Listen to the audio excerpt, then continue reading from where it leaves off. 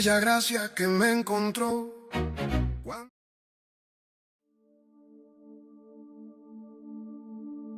Estudiantes de la Biblia, les doy la bienvenida en este tiempo que el Señor nos concede para estudiar su palabra. Quiero decirles que no comenzamos simplemente una materia. No estamos comenzando simplemente una materia. Hoy comenzamos a recorrer los primeros pasos de la historia de la redención. Todo comienza ahí, a donde ahora nosotros nos vamos a tirar un clavado. Vamos a estudiar nuestra Biblia. El Pentateuco nos muestra a un Dios que crea con propósito. ¿Cuántas veces han escuchado esa palabrita propósito? Muchas veces. Pero si nos preguntamos ¿qué significa propósito? Créanme, muchos no saben lo que significa propósito. Miren, en la Biblia la palabra propósito aparece cada vez que usted lee la frasecita para. Un ejemplo, San Juan 3:16, el texto que todo mundo cristiano conoce. Porque de tal manera amó Dios al mundo que ha dado a su Hijo unigénito. Para. Ahí está el propósito. Si uno dice, oye Esteban, espérate, un compañero de trabajo, ¿y para qué lo ha dado? Para. Ahí viene la respuesta. Para que todo aquel que en él cree, la palabra para en la Biblia significa propósito. ¿Qué les quiero decir con eso? Que todo lo que ustedes hagan en el Señor tiene que tener un propósito. Si ustedes van a orar y no tienen un propósito, mejor ni oren. Si ustedes se van a parar en un púlpito a enseñar y no tienen un propósito con ese devocional que lleva la hermana, que lleva el coordinador, o esa predicación que lleva el predicador, valga la redundancia, si no tiene un propósito, créanme, no sirve para nada. Dios es un Dios de propósito y Él espera que todo lo que hagamos tenga un propósito. Señor, yo me vengo a encerrar a mi habitación, yo quiero orar a ti, yo quiero pedirte esto, yo necesito esto, quiero ser específico en esto, Señor. Y el Dios de propósitos, cuando pedimos cosas específicas, Él responde de manera específica. ¿Por qué creen que Santiago escribió, pedís y no recibís? Porque pides mal. Entonces nosotros vamos, Señor, te pido por esto, Señor, te pido por esto y esto. Y el Señor, ¿qué atajaste, Miguel? ¿Qué atajaste, Gabriel? No, muchas cosas. Ya. Nosotros tenemos que orar de manera específica. Si queremos orar por nuestros matrimonios, vamos y oramos por nuestros matrimonios. Y no mezclamos tantas cosas en nuestra oración. Entonces, si oramos de manera específica, Él responderá a esa oración específica. Eso es muy importante. Por eso la iglesia del Señor necesita ser educada, necesita ser instruida. Los jóvenes en sus noviazgos, en sus universidades, en el ministerio, los líderes cristianos, tienen que ser específicos. Entonces, cuando nos paramos en un púlpito, Señor, yo voy a predicar esta palabra, pero mi propósito es que la iglesia sea edificada. Señor, que tu novia sea bendecida, que los hermanos que vienen desanimados hoy se vayan con ánimo, renueva sus fuerzas. Señor, usa mi predicación, usa este sermón en beneficio de tu pueblo, en beneficio de la iglesia. Esas son las oraciones que Dios responde, porque somos específicos y llevamos un propósito. Por eso cuando el pastor dice, hermano Esteban, el día tanto tú predicas, desde ese mismo día yo preparo mi sermón y todos los días en la habitación del tiempo con Dios, Señor, este sermón yo quiero esto, yo busco esto, yo quiero esto y así sucesivamente. Eso es orar con propósito, predicar con propósito, coordinar con propósito. Y ustedes verán el fruto. ¿Por qué creen que hay tantos púlpitos estériles? Porque no quieren ser educados, no quieren ser instruidos por el Señor. Así que todo con un propósito. Y el Pentateuco nos enseña a un Dios de propósitos. Dios todo lo hace con un propósito. En la Biblia no encontrará nada al azar, nada. Vemos a un Dios que no abandona al hombre cuando el hombre cae. Un Dios que llama a Abraham por gracia, solo por gracia. Que escucha el clamor de un pueblo que ha sido sumergido cruelmente en la esclavitud. ¿Conocen esa porción de la Escritura, cierto? A Israel en Egipto. Ustedes saben que Dios se encargó de cobrar todos esos años de trabajo, de sacrificio. ¿Cómo salió Israel de Egipto? Ricos. ¿Saben lo que nos está mostrando ahí de manera implícita la Escritura? Que Dios es justo, hermanos. Dios te va a hacer justicia, no andes peleando. De verdad, Dios es justo. Israel lo único que quería, Señor, sácanos de aquí. Ezequiel dice que clamaban, gemían en sus camas. Yo cuando leí esa palabra marcó mi corazón. Imagínense usted cuando va a su cama, ¿qué va? A descansar. Israel en Egipto iba a sus camas a gemir, a clamar. Señor, sácanos de este lugar. Dios con mano poderosa por medio de sus líderes, Moisés y Aarón, los saca de Egipto, da una orden. Que todos los egipcios entreguen todo el oro. ¿Estaban robando? No. Estaban pagando lo que debían. Todo el oro que tenía Egipto lo había trabajado Israel. Ese Dios, hermanos queridos, es un Dios justo. Él pelea por nosotros y Él va a pelear por nuestra causa. Si nosotros estamos trabajando y nuestro empleador nos está engañando, no te preocupes. Dios está mirando y Él se va a encargar de cobrar ese oro que a ti te están robando. Pero Dios lo hace porque Dios es justo. Y espera de nosotros que también seamos justos. Por supuesto. Y miren, voy a abrir un paréntesis. Miren cómo el Señor nos educa. Miren. Les dan todo el oro, ¿cierto? Israel sale enriquecido, bendecidos. ¿Qué pasa en el desierto? ¿Qué hacen con el oro? Hacen un becerro de oro y comienzan a adorarlo. Cuando la bendición se convierte en idolatría, maldición. Cuando Dios nos prospera y nos enfermamos. Por eso Dios no prospera a muchos cristianos evangélicos. Por eso Dios muchas veces no nos prospera. Porque Él nos conoce y Él sabe que nos va a arruinar. Te voy a echar a perder, Esteban, por eso no te doy más. Y te amo tanto, eres mi hijo amado, eres tan apreciado para mí, que si te doy más, lo que, Señor, dame, aumenta mis bienes, aumenta mi sueldo, mi economía. Y el Señor, pero hijo, te voy a enfermar. Vas a levantar un becerro y después lo vas a adorar. Y yo personalmente en mi vida cristiana, he visto a muchos creyentes que han sido prosperados. He visto a muchos matrimonios que han crecido, hermano, en sus empresas y después desaparecen. Así que perdemos a muchos hermanos cuando Dios los bendice, cuando Dios los prospera. Esa palabra engañoso en el hebreo significa chueco. Chueco. Venimos chuecos, torcidos. Eso significa en el hebreo esa palabra, engañoso. Perverso. Amén. Esa palabra perverso implica la idea de que es incurable, no tiene arreglo. Entonces después llegamos a Ezequiel y Ezequiel dice, os daré porque estamos desahuciados. Eso dice el hebreo, que estamos desahuciados. Por eso cuando vemos a un niño y vemos que el niño es muy pequeñito, que es un ejemplo común que todos conocemos, pero la Biblia responde a eso. Un niño pequeñito que está peleando, por un juguete. ¿Quién le enseñó a portarse mal? Nadie, ¿cierto? Vienen chuecos, vienen torcidos. Por eso nuestros hijos necesitan ser corregidos, enseñados, y no estoy hablando de golpes, sino que necesitan ser instruidos, porque vienen chuecos. El Pentateuco también nos enseña nuestra necesidad urgente de salvación, y por último, nosotros hoy veremos la esperanza que Dios promete desde el principio. Y debemos saber que antes de llegar a los evangelios, el evangelio ya estaba latiendo ahí en Génesis. Antes de llegar a Mateo, el evangelio ya estaba ahí en el Génesis. ¿Qué es? ¿Sabes lo que significa la palabra evangelio? Buenas nuevas. A veces nosotros decimos, no, yo soy cristiano, ok, pero nosotros la expresión correcta debería ser somos cristianos evangélicos. Porque cristianos también son nuestros amigos católicos. Pero la distinción está en evangélicos. Ahora también es importante saber que hay muchos evangélicos que no son cristianos. Son evangélicos porque pertenecen a la iglesia evangélica. Miren, la palabra evangelio es una palabra compuesta de dos términos. La palabra eu y la palabra ángelos. Euangelion. Esa palabra significa eu, bueno, ángelos, mensajero. Mensajero de lo bueno. Eso es el evangelio. Somos mensajeros de lo bueno.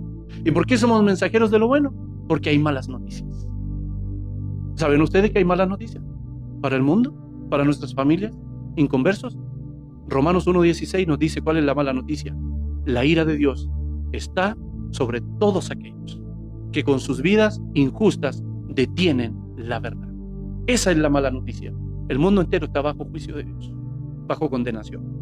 Si no se arrepienten, hermanos queridos, si no se convierten de sus pecados, van a perecer.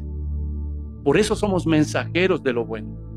Dios levantó a su Hijo como el remedio para nuestro pecado. Pero esa mala noticia está ahí en Romanos 1, 16 al 18.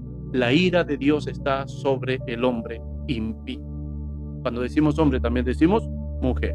Desde Mateo el Evangelio ya comienza, ya se anticipa en el primer libro, Génesis, y antes de llegar a la cruz, ya hay sacrificio. Antes de que lleguemos a Cristo, ya hay sacrificio, ¿cierto? Ya hay pactos y también encontramos promesa. El propósito de hoy no es solo que aprendan datos, fechas. La idea es que al estudiar estos 5 libros, cada uno de nosotros podamos conocer más profundamente el carácter de Dios. Que todos nosotros podamos crecer en el conocimiento de su naturaleza perfecta de Dios, la cual se manifiesta ¿en qué? En sus atributos. ¿Qué menciona un atributo de Dios? Fiel, misericordioso. Muy bien, muy bien. Los atributos de Dios son las características de Dios. Hay atributos que son comunicables y atributos que no son comunicables. ¿Conocen eso? Cuando hablamos de atributos comunicables, si yo menciono un atributo comunicable de Dios, comunicable quiere decir los cuales puede compartir con el hombre, o el hombre puede manifestarlo. Y un no comunicable, ¿cuál podría ser? Un ejemplo, ¿cuál dice usted? Omnipresencia. ¿Me entienden? Son no comunicables, vale decir, el hombre no los puede manifestar. Exacto. Eso está en la teología. Los atributos de Dios son las características de Dios, las cualidades de Dios. Cuando hablamos de atributos, en el latín attributus, existe una distinción, los comunicables y los no comunicables. Es importante que concienticemos con la palabra. La naturaleza moral y perfecta de Dios se manifiesta en la santidad, el amor, la justicia, la fidelidad, la verdad, etcétera, etcétera, etcétera. Y si nosotros llegamos a conocer el carácter, la naturaleza o los atributos de Dios, llegaremos a comprender de una manera precisa, llegaremos a comprender su forma de ser y su forma de actuar. Muchos cristianos no saben cómo Dios actúa, hermanos. Así que este curso fortalezca nuestra fe, que afirme nuestras convicciones y que ustedes crezcan en el conocimiento de Dios. Ese es mi propósito, que ustedes crezcan, así como Dios cada día a mí me va haciendo crecer. Porque todos nosotros nos necesitamos los unos a los otros para crecer en nuestra fe cristiana. Nos necesitamos para fortalecernos. ¿Qué es el Pentateuco? ¿Qué es el Pentateuco? El objetivo es que ustedes, como estudiantes de la Sagrada Escritura, entiendan que el Pentateuco es el fundamento de toda la Biblia. ¿Cuántos libros tiene la Biblia? 66. Muy bien. ¿Qué significa la palabra Biblia? Eso es en la práctica, sí, pero ¿qué significa literalmente?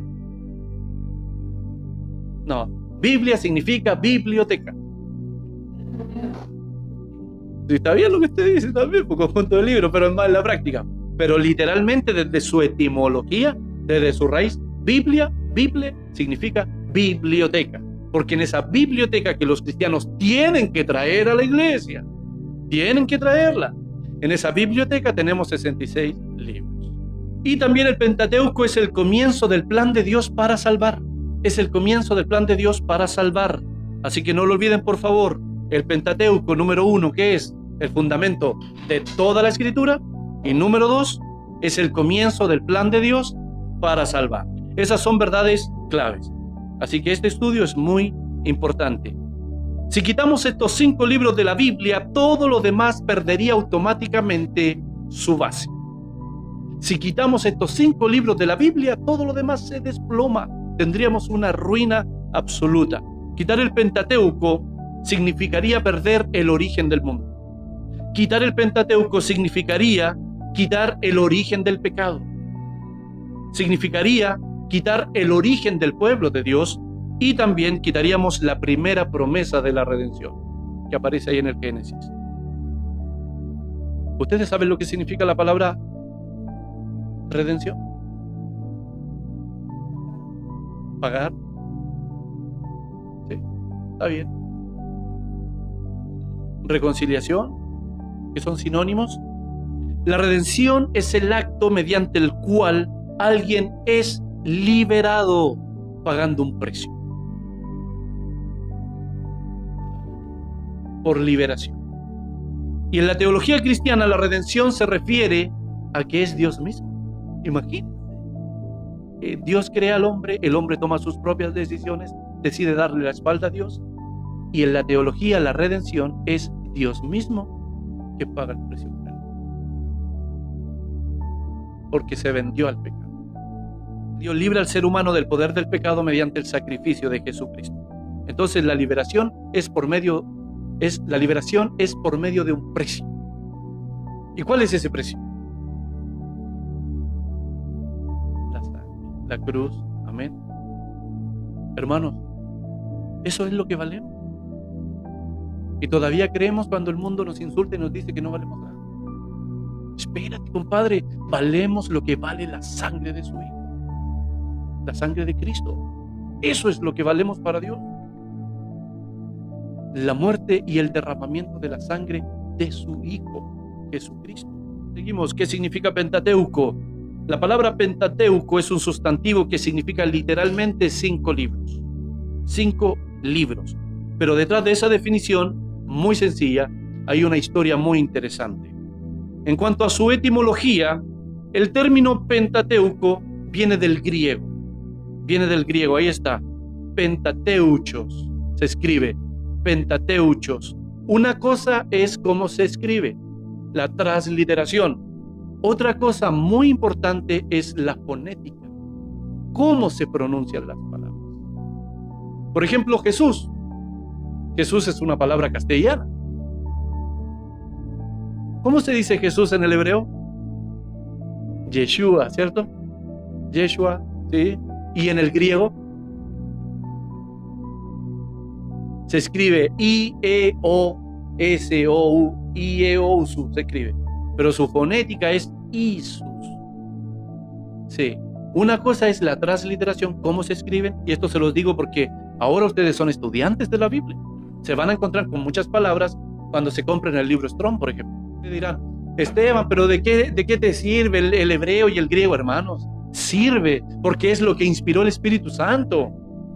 Nosotros tenemos, es lo original, es la lengua original. Si ustedes me preguntan, hermano Esteban, ¿y tú cómo has sido educado en el Señor? Yo a través de los textos originales, hermano. Yo no avanzo de un texto si no lo estudio en el original. No avanzo, no voy al siguiente capítulo. Sino primero investigo qué significa esa palabra en el original. Así que se lo recomiendo. Ya, número 1, la palabra penta es 5 y la palabra teujos es rollo, volumen o instrumento escrito. Pentateuco. ¿Se dan cuenta? Los 5 libros, los 5 rollos. Un dato curioso, en el mundo antiguo no existían libros encuadernados como hoy.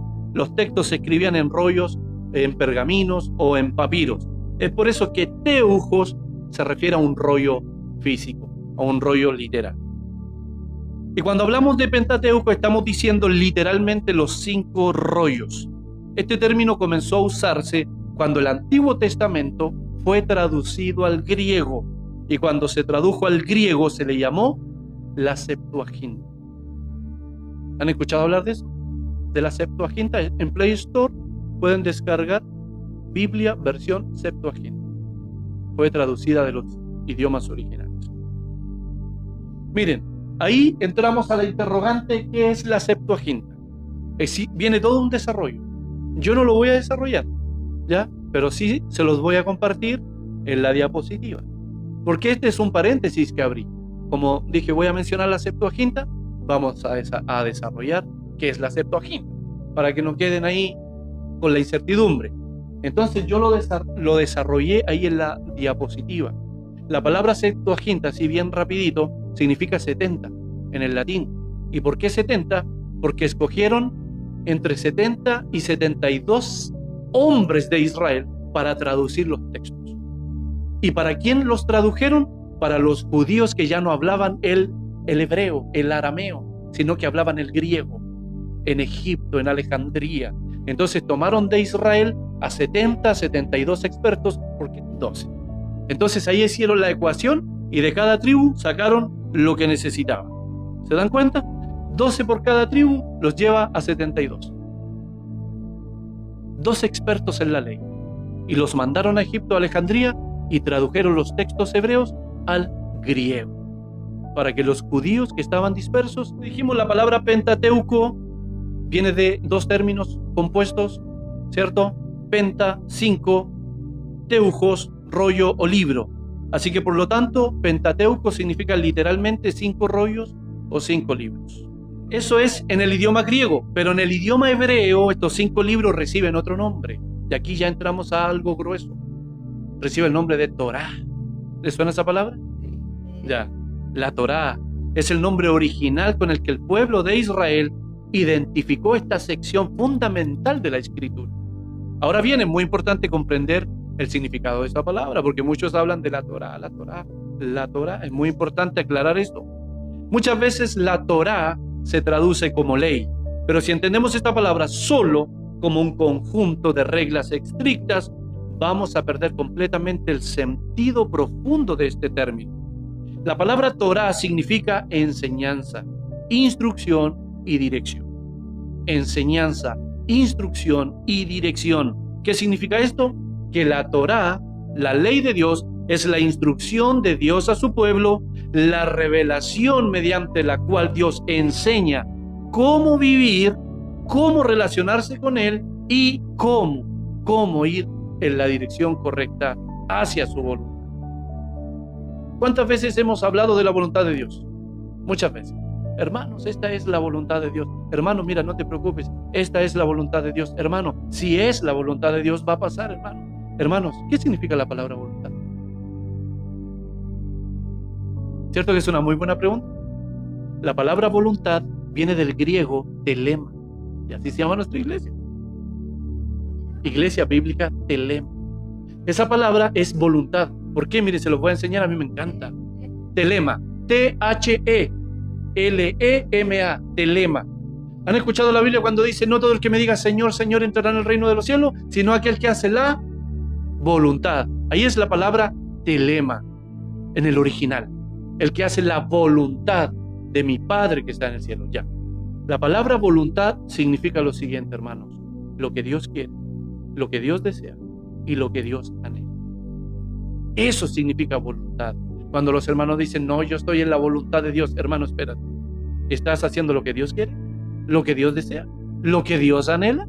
¿Estás seguro? Porque si es así, claramente estás en la voluntad de Dios.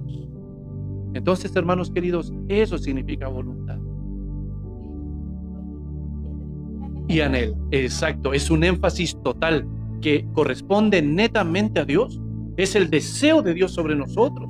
Cuando nosotros, por ejemplo, tenemos un malentendido con un hermano, con nuestra esposa, y pasan horas, y pasan días, y nos colocamos ahí todo orgulloso y arrogante. ¿Cuál es la voluntad de Dios? Que nos reconciliemos. La Escritura dice, no se ponga el sol sobre tu enojo. Esa palabra significa literalmente, no dejes que se vaya este día. No dejes que se acabe este día. Por eso dice la Escritura, no deis lugar al diablo. Y los matrimonios empiezan con los malos entendidos, el esposo todo irritado, la esposa también. Doy ejemplo porque somos adultos, ¿cierto? Entonces comienzan los malos entendidos, las frustraciones, y se van a la iglesia llenos de maldición. ¿Cuál es la voluntad de Dios? No permitas que se ponga el sol sobre tu enojo. Amor, ¿sabes qué? Ya, ok, mira. No debiste decirme eso. Me ofendiste. Voy a defender a los hombres. Me ofendiste. Me ofendiste. Pero te perdono. Ven para acá, te amo. Tómela ahí, usted, con ese sentido masculino que Dios nos ha dado de cabeza sobre nuestras esposas. Tómela ahí, pésquela y dele un beso en la frente. Así soluciono los problemas con mi esposa. Ya ven para acá, y ella toda enojada en la cocina, y ven para acá, la tomo y le doy un beso en la frente. Y se le pasa el tiro. Lo he experimentado, se le pasa el tiro. Hermanos queridos, eso es hacer la voluntad de Dios. Lo que Dios quiere, lo que Dios desea y lo que Dios anhela. Eso es lo que Dios espera de nosotros. Pero los cristianos, ¿qué? Lo que yo quiero, lo que yo deseo, lo que yo anhelo. Y creemos que es la voluntad de Dios. Amén. Y creemos. Amén. Exacto. Así que vamos a crecer. Dios nos va a bendecir. De hecho, Él está aquí en este momento. Él está aquí, aprobando lo que ustedes están haciendo. ¿O ustedes creen que en vano dice la Escritura en Apocalipsis que Él se pasea en medio de la iglesia? Hermanos, cuando ustedes vienen a la iglesia, el Señor se pasea en medio de la iglesia, buscando fruto. Imagínense el hermano que está con cara larga, el que está enojado con el músico o con sus pastores. Imagínense el hermano que viene así a la iglesia, o que se sienta así en la iglesia en pleno servicio, así, a examinar todo lo que se está diciendo. Cristo pasa, lo mira, persona. Ni en cuenta lo toma. Porque nosotros tenemos que aprender a conocer a Dios, hermanos queridos. 100% amén. De hecho, como dice el Salmo 133, que es muy bonito, ¿cierto? Que dice que el aceite, ¿de dónde corre? Desde arriba. ¿De dónde viene? De arriba, de Dios. ¿Quién es Aarón? Un líder espiritual. El líder espiritual del pueblo, ¿cierto? Por eso el salmista está hablando de Aarón cuando Aarón ya ni siquiera existía. ¿Me entienden? Por eso dice que ¿de dónde viene el aceite? La unción de arriba, de Dios, que corre sobre la barba. ¿De quién? De Aarón. ¿Qué representa la barba? La sabiduría. ¿Me entienden? La sabiduría, la enseñanza al pueblo. Y luego, después de correr por la barba, ¿por dónde corre? Por los vestidos. ¿Saben lo que significa los vestidos? El pueblo. ¿Qué les quiero decir con eso? Que la carga empieza primero por nosotros. La carga empieza primero por nosotros. Y por supuesto que es acertado lo que dicen nosotros, porque si nosotros estamos en orden y en disciplina, Dios nos va a respaldar con nuestra enseñanza. Todo el rato. Break. Nuestra raíz, ¿cierto? Debe tener una etimología. ¿De dónde provienen las palabras? De hecho, ustedes saben lo que significa la palabra radical. A veces escuchamos a las personas decir, yo soy un joven radical, a los cristianos decir, yo soy radical. Miren, esa palabra viene del latín radicalis. Esa es su etimología, radicalis. Pero ese radicalis tiene otra raíz y es radix. Entonces, radix significa cambio total, cambio completo y cambio absoluto. Cuando una persona dice yo soy un radical, está diciendo que él es una persona con cambios totales, completos y absolutos. Entonces se dan cuenta que no es llegar y decir que somos radicales. ¿Y saben por qué pasa eso? Porque no conocemos la definición de las palabras.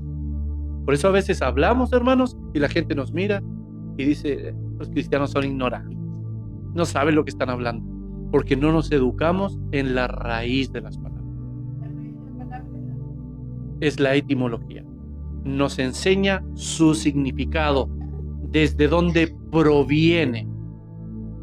Y todas esas herramientas, hermanos queridos, Dios nos las ha dado para educarnos y para educar a su novia.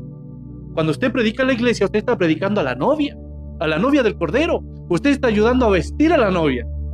Entonces imagínense predicadores que se paran y tratan a la iglesia como quieren. Hermano, te están metiendo con la novia del maestro. Ten cuidado.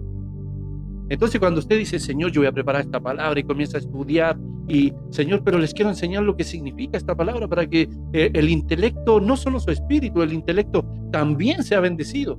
Y usted comienza a estudiar, el Señor te empieza a dar, a bendecir, porque estás trabajando en beneficio de su nombre, de su iglesia. Todos sabemos que cada palabra en nuestro lenguaje tiene una raíz, ¿cierto? Y la palabra hebrea Torah también tiene su raíz. Y su raíz es un verbo hebreo. ¿Se ve de ahí o no? Yará, ahí está. Ese es el verbo hebreo, yará. Desde ahí viene Torah, viene de yará. Y yará significa enseñar, instruir, dirigir o apuntar hacia un blanco. Como cultura bíblica, debemos saber que el verbo hebreo yará aparece 80 veces aproximadamente en todo el Antiguo Testamento. 80 veces. Y la imagen que nos transmite, porque ustedes deben saber que las palabras en el hebreo y en el griego, sus definiciones son imágenes. Cuando uno dice, y esta palabra significa, ya, nosotros lo estamos adaptando a nuestra cultura. Pero cuando nosotros queremos enseñar correctamente delante de estudiantes de la Biblia, decimos, y esta palabra denota, esta palabra implica, o esta palabra se define con la imagen de un hombre con un arco. ¿Me entienden? Así los hebreos y los griegos entendían las palabras, con imágenes. ¿Se entiende? Entonces nosotros damos definiciones, definición número 1, enseñar, número 2, instruir, número 3, porque nosotros estamos simplificando la enseñanza. Pero no, los hebreos y los griegos, que, hermanos, expertos en todo esto, ellos cada palabra la daban a conocer con una imagen. Y la palabra Torah viene del verbo hebreo yará, y su definición es la imagen de un hombre con un arco. Sí, por supuesto. Las 3 definiciones que les he dado: enseñar, instruir, dirigir y apuntar. Es la misma palabra, pero definida, y es lo que decía usted en el break, por ejemplo, que son las 4 funciones doctrinales de la Escritura, cuando Pablo aconseja al joven pastor Timoteo y le dice, toda la Escritura es útil. ¿Qué significa la palabra para? Propósito. Muy bien, ¿se dan cuenta? Entonces la Escritura tiene un propósito, lo dice literalmente, para enseñar, instruir, redarguir y corregir. Ahí está el verbo hebreo yará. El apóstol Pablo viene a interpretar lo que dice la ley, la Torá. Y ahí están esas 4 definiciones que las conocemos como las 4 funciones doctrinales. Mejor porque ahora el Espíritu, hermano, está en nosotros. Si es que tenemos al Espíritu, dice Pablo. Si es que tenéis al Espíritu. Representa tirando a la dirección correcta. Claro, sí, pues es un salmo cuando apuntar. Una flecha. Mire, es señalar el camino correcto. A eso se refiere. Sí, exacto. Y ahí, ¿cómo aplica en el Nuevo Testamento? Entonces la Escritura es útil para enseñar, instruir. ¿Me entienden? La imagen que nos transmite este verbo yará es muy gráfica. Ahí está entonces proyectada. Denota a alguien que señala. También denota a alguien apuntando con el dedo porque quiere mostrar el camino correcto para seguir. También implica la idea que alguien que dirige a otro hacia el objetivo correcto, hacia el objetivo adecuado. ¿Ustedes saben lo que significa la palabra redarguir? Porque la Biblia es útil para redarguir. Grábense esto. La palabra redarguir significa que el Espíritu Santo de Dios y la Escritura nos juzgan en nuestro interior. Nos convencen. ¿Usted quiere saber si tiene al Espíritu Santo? ¿Quiere saber? Cuando usted se equivoca, se siente culpable. Cuando usted voy a dar este ejemplo, perdón. Cuando usted discute con su esposa y la ofende, hermano, usted no se va a su trabajo sin antes pedirle perdón a su esposa. Eso es señal de que tienes al Espíritu. El Espíritu te redarguye, comienza a acusarte. Sí, es un ángel, es como un ángel condenador diciendo, Esteban, arrepiéntete, hombre, te equivocaste, Dios no espera eso de ti, lo estás decepcionando. Eso es redarguir. Eso es lo que enseñó nuestro Señor Jesucristo en los Evangelios, y cuando Él venga, os convencerá. Ahí está nuevamente la palabra redarguir, que en el griego es elenjos. Significa, o toma la imagen de un ángel condenador diciéndote, te equivocaste, tiraste la flecha y la chuntaste afuera.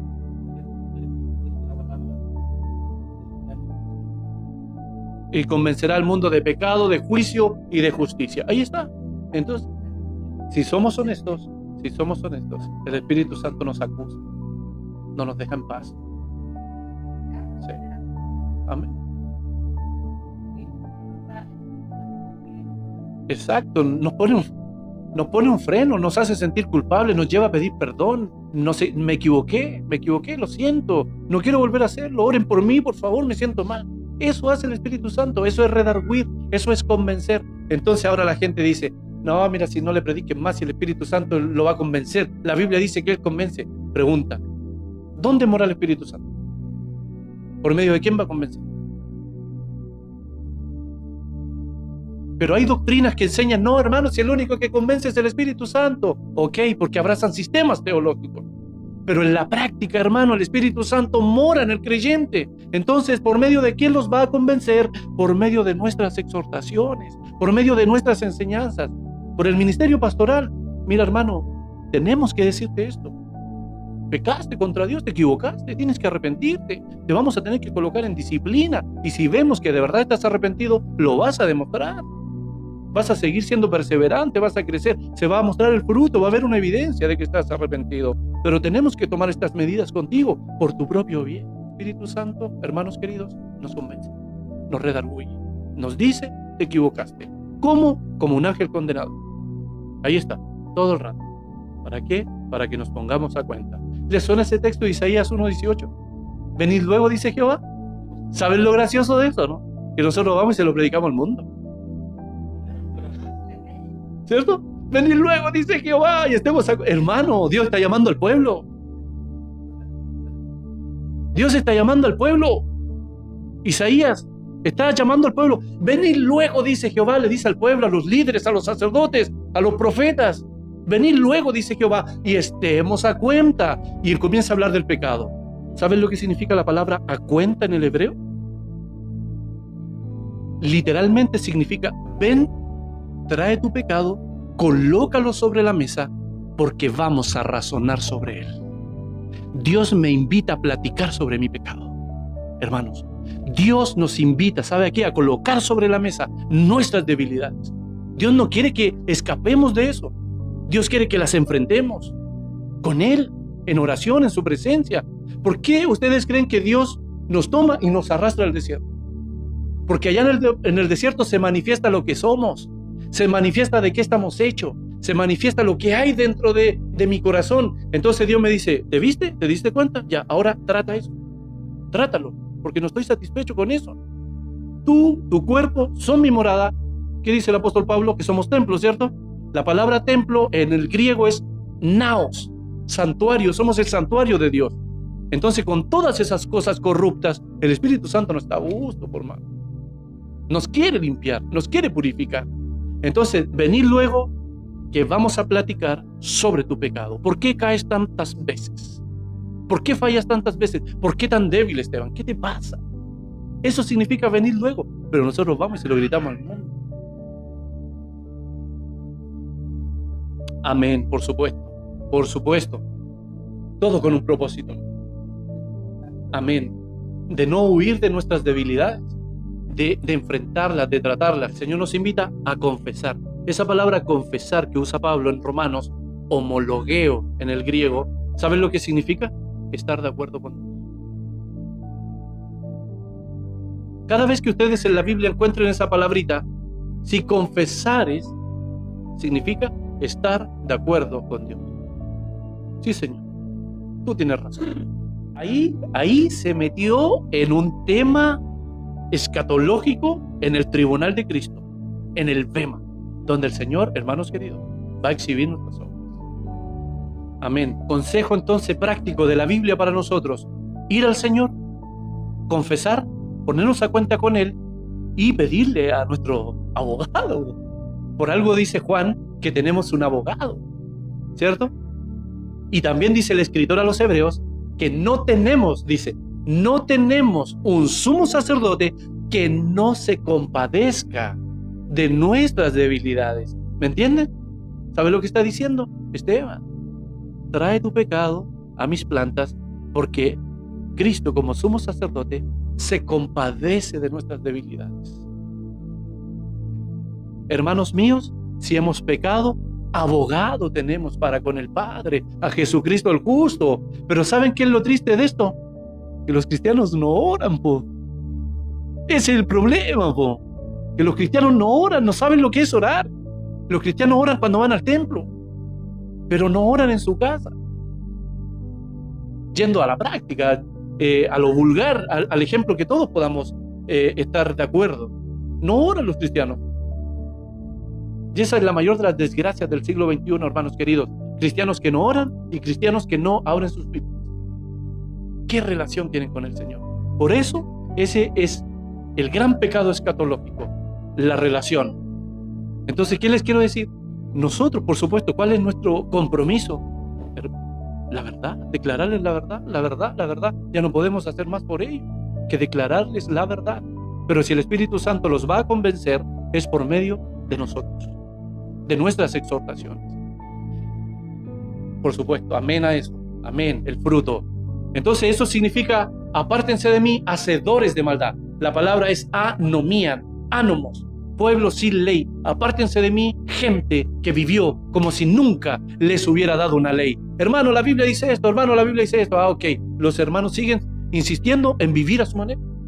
Vivieron como si nunca el Señor les hubiera dado una ley. ¿Se dan cuenta? Así que, hermanos queridos, amonestaos, exhortaos, diría el apóstol Pablo con estas palabras. Torah no significa simplemente ley en un sentido estricto y legalista. Su sentido más profundo, entonces, de Torah es instrucción, enseñanza y dirección divina. Y por favor, es muy importante entender esto. Debemos grabar esta verdad en nuestro corazón, en nuestra mente y ahí en nuestro cuaderno. La Torá no es un conjunto de prohibiciones frías.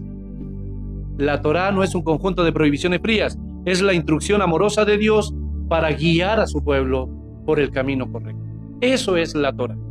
En palabras sencillas, Dios no les entregó la Torá para oprimirlos, sino para orientarlos. ¿Se entiende eso, cierto? De la misma manera como un padre le enseña a su hijo a cómo caminar con tilde, a cómo caminar, de la misma manera Dios con la Torá enseña a su pueblo a cómo caminar. De la misma manera, si es que quieren una ilustración. Por eso, en la mentalidad bíblica, la Torá nos viene a revelar el carácter de Dios, el camino de la vida que Dios espera, y también la Torá protege al pueblo del error y del pecado. Lo protege. De hecho, el Salmo 119 es el capítulo más largo de la Biblia, de toda la Biblia, y está dedicado precisamente a exaltar la belleza, la sabiduría y el valor de la Torá, de la ley. Salmo 119, verso 97, oh, cuánto amo yo tu Torá, tu ley. Lámpara es a mis pies tu palabra y lumbrera mi camino. ¿Cuántas veces han oído ese salmo? ¿Saben lo que significa en el original hebreo? ¿Cómo se entienden las palabras en el hebreo? ¿Lo recuerdan? ¿Por medio de qué? De imágenes. ¿Saben cuál es la imagen de esa palabra? Lámpara es a mis pies tu palabra y lumbrera mi camino. La imagen de un hombre que va caminando y que en sus manos lleva luz. Entonces, cuando va caminando, esa luz es como agua. Comienza a salpicar mientras él va caminando y va dejando un surco de luz, va dejando un charco de luz. Entonces por eso dice, lámpara es a mis pies tu palabra y lumbrera a mi camino. Y nosotros, hermanos queridos, estamos en un mundo oscuro. ¿Sabe cómo estamos nosotros? Sin la Biblia, como un soldado en medio de un campo de batalla, sin saber para dónde ir. Así estamos nosotros sin la Biblia, sin saber para dónde ir, escuchamos ¿para dónde? En cambio la Biblia nos dice, ahí va el camino. Sí. Así de importante es la Biblia, hermanos queridos. Y así sucesivamente. Ahora veamos los nombres individuales de los libros. En nuestra Biblia los libros se llaman Génesis, Éxodo, Levítico, Números, Deuteronomio. Y también debemos saber que estos nombres son nombres griegos. Estos nombres son nombres griegos. Génesis, por ejemplo, en el griego significa origen o comienzo. Eso significa Génesis. Éxodo significa salida. Levítico está relacionado con los levitas. Números tiene que ver con los censos del pueblo. Y Deuteronomio significa en el griego segunda ley. Ahí está la palabra, nomos. ¿Cierto? Deuteronomios. Segunda ley. ¿Por qué? Porque hay una repetición de la ley. Moisés antes de morir. Entonces, si son los nombres griegos, ¿qué significará? ¿Que estos son los nombres de los hebreos? No. En la tradición hebrea, cada libro, mire, escuchen esto, se nombra por sus primeras palabras. Cada libro se nombra por sus primeras palabras. Siempre debemos observar el capítulo 1 de cada libro y el versículo 1 de cada libro. Y ahí está el nombre para los hebreos. Ejemplo, Génesis, capítulo 1, verso 1, comienza diciendo en el principio, ¿o no? Esa palabra en el hebreo es Bereshit. ¿Cómo se llama ese libro para ellos? Bereshit. Bereshit. ¿Se entiende, no? Así como empieza el libro es como se llama para los hebreos. En el principio en el hebreo es Bereshit. Así se llama para ellos. Tráeme el rollo del Bereshit. El Génesis. ¿Entienden? Porque Génesis es para los griegos. Éxodo, capítulo 1, verso 1, comienza diciendo, estos son los nombres. Y esa palabra en el hebreo es Shemot. Estos son los nombres, Shemot. ¿Ustedes saben por qué la Biblia habla tanto del nombre? ¿Ustedes saben cuál es la importancia del nombre? ¿Saben lo que dicen algunos rabinos, eruditos, expertos? Dicen que una de las preguntas en el juicio de Dios será, ¿le hiciste honor a tu nombre? ¿Por qué creen que la Biblia dice que Jesucristo tiene un nombre que está por encima de todo nombre? Nosotros sabemos que en la cultura hebrea el nombre era una particularidad de ellos. Significados, se identificaban. Para los judíos serios, marcaba tu destino. El nombre. No era el nombre al azar. Era importante para los hebreos. Y dense cuenta, todos los nombres están relacionados con las experiencias que tenían. ¿Me entienden? Exactamente. ¿Qué significa Jesús o Yeshua? Salvador. Por eso el apóstol Pablo dice que Dios le ha dado un nombre que está por encima de todo nombre. La importancia del nombre. Eso se llama la importancia del nombre. Ahora, así como solamente para que se hagan un autoexamen. ¿Se saben el significado de esos nombres? A ver. Ya, bien. Y los padres cristianos escogerán nombres así con una definición cristiana para sus hijos. Nombres todos tienen una etimología. Una etimología. O vienen del latín o vienen de otras culturas, pero tienen una definición. ¿Me entienden? Ya, ¿y por qué les digo esto? Porque Éxodo comienza así. Estos son los nombres. En el hebreo es Shemot. Así se llama el segundo libro para ellos. Shemot. Levítico comienza con y llamó. Y llamó. Así comienza Levítico. Entonces el libro para ellos es Vayikra. Vayikra, que yo no la pronuncio como ellos, pero Vayikra. Son las palabras en el hebreo. Números comienza con en el desierto, en el desierto. Y en el hebreo es Bamidbar. Bamidbar. Esos son los nombres originales de los libros del Pentateuco. Y Deuteronomio comienza con estas son las palabras. Así comienza. Estas son las palabras. Y en el hebreo es Devarim. Devarim. Esos son los nombres, hermanos queridos. ¿Los logran ver, cierto?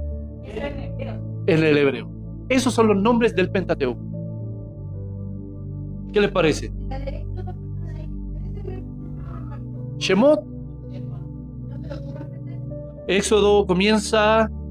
Estos son los nombres. Estos son los nombres. Y en el hebreo nombres es Shemot. Shemot. Los nombres que tenemos en nuestras Biblias son del griego. Son del griego. Pero para la tradición judía no son esos nombres para ellos. Son los que les acabo de presentar ahí. Nos encontramos con una nueva interrogante. ¿Realmente son 5 libros? ¿Realmente son 5 libros? Y aunque nosotros hablamos de 5 libros, en realidad son 5, pero que conforman una sola unidad. ¿Me entienden? Nosotros los hemos dividido para estudiarlos sistemáticamente, pero para ellos es todo de corrido. Solamente distintos rollos, pero en una continuidad, que conforman una sola unidad. Son 5 rollos, pero estos 5 rollos conforman una sola unidad. Sí. Exacto, porque Pablo, los apóstoles son intérpretes de la ley. ¿Por qué a veces dice como está escrito en la ley. ¿Se han dado cuenta? Sí, la citan literalmente. ¿Sí? ¿Y por qué? Porque la están interpretando. Sí, exacto. Si lo que Pablo viene como a refutar, digámoslo así, en lenguaje castellano, es la ley ceremonial. Como dicen Colosenses, ya nadie os juzgue en comida, bebida, en circuncisión, días de reposo, etcétera, etcétera. Porque todo eso era sombra de lo que había de venir. Y para tener sombra, ¿qué tenemos que tener? Un cuerpo, ¿cierto? Y dice Pablo, y el cuerpo es de Cristo. Entonces todo, dice Pablo, todo. Incluso los días de reposo, el Shabbat, como ahora dicen nuestros amigos judaizantes, que hay que guardar el Shabbat. Aparece Pablo y dice, ya nadie nos juzgue en estas cosas. Porque todo eso era sombra de lo que había de venir. Entonces imagínense una sombra. Todo eso era sombra de lo que había de venir. Y luego concluye diciendo, pero el cuerpo es de Cristo. Entonces todo eso apuntaba a Jesucristo. Aparece Cristo y se cumple todo eso. ¿Por qué creen que Él dijo, todos los que estáis trabajados y cargados, vengan a mí porque yo les daré? Yo soy tu Shabbat. Yo soy tu día de reposo. ¿Me entienden? Excelente. ¿Tendrá alguna importancia el número 5? Debemos saber que el número 5 no es casual ni al azar. En la tradición judía, la Torá fue dividida en 5 secciones solamente para facilitar la lectura en la sinagoga. Lo que estábamos abordando. Fue dividida solamente para facilitar la lectura en la sinagoga. La sinagoga era la iglesia de los judíos. Terminando en Génesis, aprendemos que Dios es el creador. Y eso es fundamental. La Biblia no comienza diciendo que el mundo es producto del azar. Comienza diciendo que Dios creó. Dios creó. Ni siquiera la Biblia comienza intentando convencernos de la existencia de Dios, como dicen muchos. No, la Biblia no intenta convencer a los ateos. No, nada. La Biblia comienza diciendo, en el principio creó Dios. Porque la Biblia, dicen muchos teólogos, que es una carta de amor para nosotros, para los creyentes, para su novia. La Biblia no intenta convencer a los ateos. Para eso existe la apologética, que es una disciplina cristiana donde hombres de Dios, mujeres de Dios, se preparan para pensar, razonar y defender la fe. Que además todos nosotros deberíamos estar preparados en eso. El apóstol Pedro dice que todos debemos estar preparados para presentar, y ahí está la palabra griega, defensa. Es la palabra apología en el griego. Con mansedumbre, templanza. Amén. Y después aparece Judas, el hermano del Señor, y dice que debemos contender ardientemente. Entonces uno dice, oye, espérate, Esteban, ahí hay una aparente contradicción. ¿Por qué? Porque uno me está diciendo que debo hacerlo con mansedumbre y templanza, pero aparece Judas y me dice que debo contender ardientemente. No, se refiere a la necesidad urgente de defender la fe en contextos distintos. Amén, porque Judas está escribiendo en un contexto donde había falsos maestros. Y Pedro está escribiendo en un contexto donde había incredulidad. Entonces, sé manso, sé reverente con estas personas. ¿Qué quiero decir con eso? Que hay que estudiar la Biblia en su contexto. Es muy importante. En Éxodo vemos a Dios liberando a su pueblo de la esclavitud, y eso no es solo historia, es una imagen poderosa de lo que es la redención. En Levítico vemos cómo un Dios santo establece un camino para que un pueblo pecador, un pueblo miserable, hermanos queridos, un pueblo deplorable, pueda comunicarse con Él, pueda acercarse a Él. En Números vemos la lucha del corazón humano, la fe versus la incredulidad. Y en Deuteronomio escuchamos el llamado a amar a Dios con todo el corazón. Y amarás al Señor tu Dios con todo, ¿cierto? ¿Quién escribió el Pentateuco? Históricamente el pueblo de Dios ha sostenido que su autor es Moisés. Históricamente. Moisés no fue un hombre cualquiera, fue criado en Egipto, fue preparado en la corte del faraón, pero también fue llamado desde la zarza. También fue llamado desde la zarza. También es importante que ustedes sepan que también se han levantado críticos diciendo que Moisés no es el autor. Críticos contemporáneos. Pero es una minoría.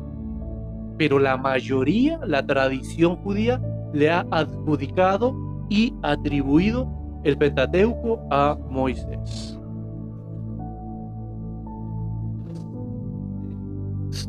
Sí, muchas veces dice que él escribió estas palabras.